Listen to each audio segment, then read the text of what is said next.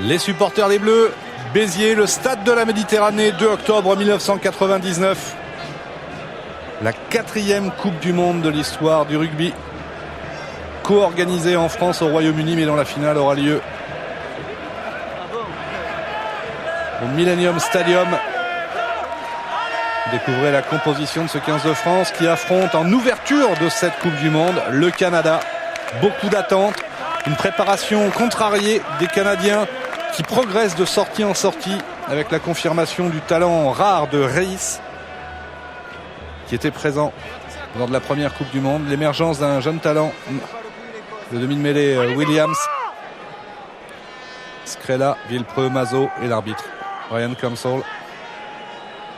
Des Bleus qui ont, je disais, une préparation très compliquée, avec une seule victoire dans le tournoi des 5 nations, d'un petit point contre l'Irlande, et alors là, une défaite au Tonga, petite victoire contre les Samoans, et la raclée du siècle à Wellington, 54-7.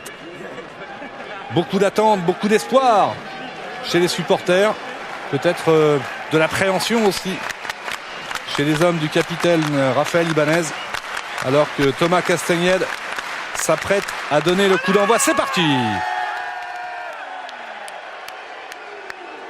Bien capté par Al Sharon. Lui aussi, énormément d'expérience. Il joue à la section paloise. Première charge, le premier tampon. C'est Hutchinson qui s'y est collé.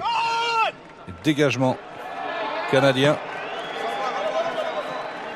de Reis, qui ne maigrit pas au fur et à mesure où passent les années. Lui qui est surnommé la barrique, quand même, excusez le peu, le demi d'ouverture des Saracens. À 33 ans passés, Morgan Williams, le blond demi-mêlée canadien, le lancer de Raphaël Ibanez. Ouais, belle prise de balle, Fabien Pelous. Mignoni, Castagnède, Glas, Garbajosa à la corne, ça déblaye. Relais d'Abdelatif Benazi. Bien stoppé par deuxième ligne Tate.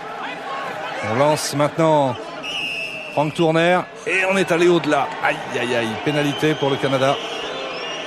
Et comme évidemment on n'a pas donné le ballon tout de suite, on prend 10 mètres en reculant. Entame de match contrarié. Et Reis qui va prendre les poteaux. Le capitaine buteur qui n'a plus, on va dire, la durée d'un match international dans les jambes, mais qui par contre, par son attitude, son jugement, ses choix, la qualité de son jeu au pied et sa solidité en défense, reste un ouvreur de qualité de choix, surtout pour une nation comme le Canada. Dans la poule de la France et du Canada, on retrouve d'ailleurs la Namibie et le Fidji. Une poule hétéroclite, hétérogène, où la France fait naturellement figure de favori. Le public français, chauvin, qui siffle. Le Casqueris. Ah, ça le perturbe pas. 3-0 pour le Canada qui ouvre le score. Il se prend pour Bébéto. Il mime. Il berce un enfant. Ça doit être un petit code entre eux, entre ces Canadiens. Outre Al Sharon évolue un autre avant qui fait le bonheur d'un club français, c'est le grand Mike James, perpignanais. Avec un en avant là sur cette réception. Ça va être la première mêlée et c'est déjà chaud, hein, entre Marc Lièvremont et le talonneur Dunkley. Mike James qui est bousculé. Le coup franc rapidement joué par Pierre Mignoni. Avec la charge. Oh, et la charge et le 4 deb même de Christian Califano. La transformation rapide du jeu. Castagnède en manœuvre autour. La charge de Marc Lièvremont. Ballon relevé pour Christophe Juillet. Ah, Christophe Juillet mis au sol. Qui avance le Parisien malgré tout. Mignoni, la nouvelle charge de Franck Tourner face à Snow. Ballon lent, Castagnède. On va encore solliciter cette fois-ci Richard Dourte. Christian Califano qui est obligé de laver ce ballon, même si ça n'avance pas. On redonne un peu de vitesse. Ballon relevé. Ibanez, c'était Hugo Mola qui l'avait servi. Et ça paye. Pénalité. n'est pas sorti assez rapidement du regroupement. Une zone plaqueur-plaqué. Que va dire le capitaine?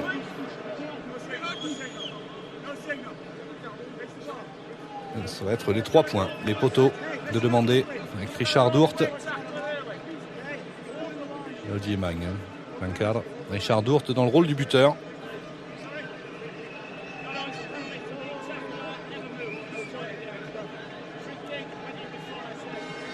Sous le regard de Jomazo et de Pierre Villepreux. Superbe après-midi d'automne à Béziers.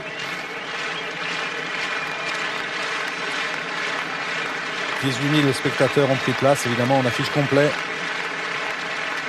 Le stade construit sur les hauteurs. Avec du vent et ça ne perturbe pas Richard Dourte qui égalise 3 partout sous les applaudissements du peroxydé Christophe Dominici. Et ça vient récompenser le bon travail des avants, l'alternance, les percussions. 3 partout. Ibanez qui lobe son preneur de balle, c'est Al Sharon qui a réussi à dévier la charge de Snow. Ouah, ça déménage, ça avance. 130 kilos Snow. Morgan Williams qui n'a pas trouvé Rhys mais un partenaire lancé. Par contre, grosse défense des Bleus avec Pierre Mignoni qui arrache le ballon. La poursuite du jeu au pied qui est ralenti mais finalement c'est quand même conservé avec Xar Bajosa. Le coup de pied à suivre, il est pris sans ballon. Est-ce qu'il a essai? Oui, il y a essai. Avantage, a dit monsieur Kamsol. Et l'essai qui est accordé à Stéphane Glas. Alors que son compère du centre, Richard Dourte, est venu faire justice, on va dire, et ça il n'a pas le droit. Il estime qu'il y a eu un coup de genou sur Stéphane Glas lorsque il s'est jeté comme un mort de faim pour aplatir ce ballon sur ce coup de pied à suivre de Xavier Garbajosa. Mais le tout grâce à une énorme pression défensive des Bleus alors que l'initiative était canadienne. Ils ont fait reculer les Canadiens. Alors que là, les 2 protagonistes de ce qui s'est passé dans l'embut après l'essai sont appelés par monsieur Kamsol. Aïe, aïe, aïe, aïe. Acromio, clavicule pour Castagnède. Docteur Thierry Hermerel. Qu'est-ce qui s'est passé? On va voir. C'est chaleur. Enfin bon, les Français étaient menés 3-0. Ils ont égalisé 3 partout grâce à cet homme, Richard Dourte. Et grâce à la grosse pression défensive et un ballon de récupération. 60 mètres plus loin et par la grâce d'un bon coup de pied à suivre bien osé par Xavier Garbajosa. Stéphane Glas, le Bergalien, a aplati le premier essai de la rencontre. Les Bleus qui mènent 8-3 en attendant cette tentative de transformation bord de touche, compliquée pour Richard Dourte. Ouais, trop compliqué. Le score en reste à 8-3. Mais déjà un essai marqué. Les Bleus ont rassuré leurs supporters dans cette entame de match. Et attention, le premier match de compétition mondiale contre une supposée petite équipe. C'est l'assurance d'avoir un adversaire physiquement au top, pas encore diminué, pas encore amoindri par l'absence de joueurs cadres fatigués ou blessés. On va suivre la réaction des Canadiens. Coup de pied de renvoi de Rhys, Milon, Pelous. Il passe par le sol. On n'a pas protégé Pierre Mignoni. Al Sharon l'a châtié. Il faut remettre les gens dans l'axe que fait Marc Lévremont. Mignoni. Le ballon pour Castagnède. Le relais de Christian Califano qui fait admirer sa vista, sa tenue de balle. Et encore une fois, la faute. On dynamise. Pierre Mignoni qui est chez lui à Béziers. Ah, qui trouve pas le relais. Si, voilà, c'est fait. Franck Tournaire. Un petit peu brouillon. Peut-être joué un peu trop vite. Pierre Mignoni qui bénéficie d'une deuxième pénalité. Les Canadiens qui commencent à être dépassés par le rythme. C'est bien vu de la part de Pierre Mignoni. C'est certainement la volonté des coachs aussi de faire courir ces avants massifs, imposants, durs au mal, mais évidemment moins mobiles. Une équipe de France qui s'est malgré tout préparée sérieusement, sereinement, qui a réussi à se laver la tête, on va dire, de la déconvenue de cette tournée catastrophique au soleil du Samoa et du Tonga et dans le vent et la pluie de la Nouvelle-Zélande. Il y a eu tout l'été pour remettre tout le monde en ordre de marche. Lancé Ibanez. Ouais, Pelous, Mignoni, Castagnède. Le pivot, Glas pour Magne, intervenu dans la ligne. Et finalement, le ballon repris par Xavier Garbajosa. Pas d'en avant, dit Monsieur Camsol. Joué. Ça vient étayer à la limite du plongeon, mais ça reste jouable. La chandelle offensive de Thomas Castagnette, beaucoup trop longue. Ouh, le rebond vicieux, vite. Aïe, aïe, aïe, aïe.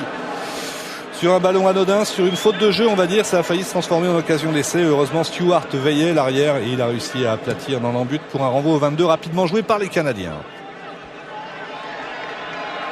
Ballon remonté. Avec suspicion d'en avant, Garbajosa, la croisée, Christophe Juillet, la technique, le raffut, il avance, il est puissant le Parisien avec ce Clermontois. Le relais du capitaine Ibanez, bien stoppé par Thiel, le pilier droit. L'attaque de la ligne de Castagnette.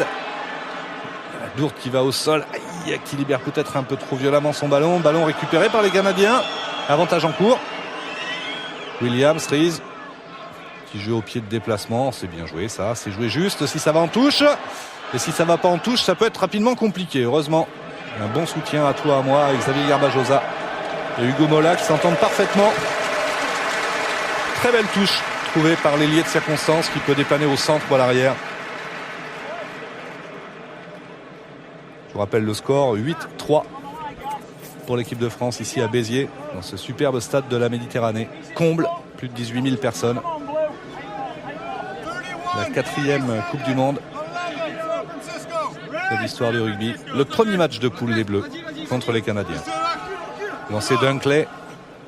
Et ballon malgré tout conservé par Tate et les Canadiens, et ça avance. Ouais, quand on vous disait qu'ils sont puissants ces Canadiens, regardez. Ils ont trouvé une charnière en plus qui allie la jeunesse et l'expérience, même si là ils perdent le ballon. Olivier Magne. Califano qui échappe à un plaquage, qui va au sol, c'est bien, il libère bien. La profondeur. On envoie Hugo Mola, à la fin de passe, Hugo Mola qui réussit à transmettre mais perd le ballon. Al Sharon, la passe pour Thiel pour Tate. Tate ceinturé par Glas. Le ballon récupéré par les Bleus et Mignoni. Mola, Mignoni, renversement. Corner, Castagnette, Magne dans la ligne. Abdelatif Benazi qui croise. Oh, la cravate sur Garbajosa. Ouh, il a rien dit, Monsieur Camsol. Il dit mêlé simplement. Il doit avoir les joues rouges, Xavier Garbajosa, alors que ça s'agace. Et oui, il n'est pas content, Garbajosa. Parce qu'il a pris une bonne gifle au passage. Mais enfin, les Bleus mènent 8-3 et surtout, ils montrent de très belles choses.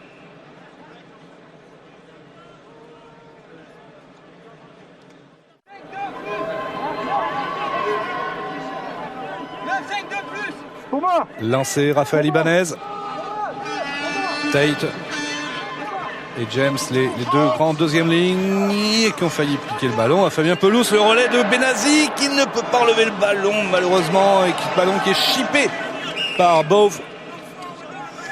Et on revient à la première faute, un en avant bleu. Ah, c'est dommage, il y avait de la vitesse là, c'était bien travaillé ça à l'entraînement. Voilà, Abdelatif Benazi servi, qui est appelé par Christian Califano. Ah, il ne peut pas le relever comme il veut le ballon. Introduction Morgan Williams. Oh, ballon mal sécurisé, bien repris dans un deuxième temps par Al Sharon. Williams, Rees, belle animation autour de Rees, mais superbe plaquage de Castagnette qui a encore un problème à l'épaule.